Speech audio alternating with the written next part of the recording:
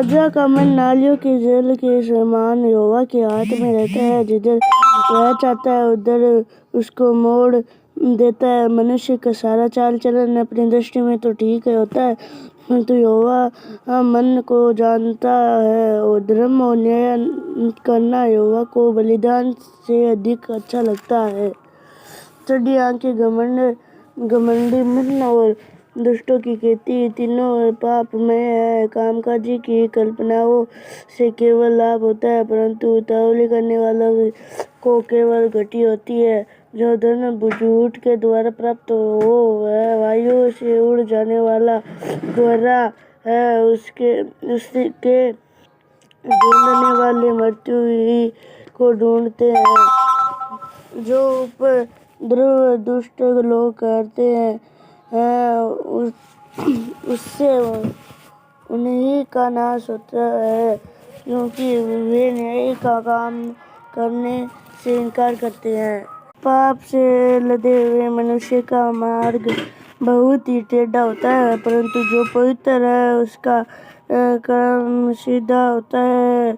लंबे चौड़े घर में झगड़ालू पत्नी के संग रहने से छत के कोने में रहना उत्तम है। दुष्ट जन बुराई की लालसा की जी करता है, वह अपने पड़ोसी पर अनुग्रह की दृष्टि नहीं करता। जब ठट्ठा करने वाले को दंड दिया जाता है तब भोला बुद्धिमान हो जाता है। और जब बुद्धिमान को उपदेश दिया जाता है तब वह ज्ञान प्राप्त करता है। धर्मी जन और दुष्टों के घबराने पर बुद्धिमानी से विचार करता है। ईश्वर दुष्टों को बुराइयों में उल्ट देता है। जो कंगाल की दुआई पर कान न दे वह आप पुकारेगा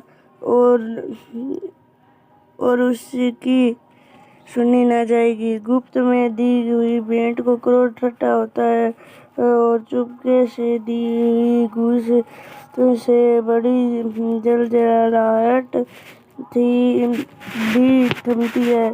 न्याय का काम करना धर्मी को तो आनंद परंतु अनर्थकारियों को विनाश ही का कारण जान पड़ता है।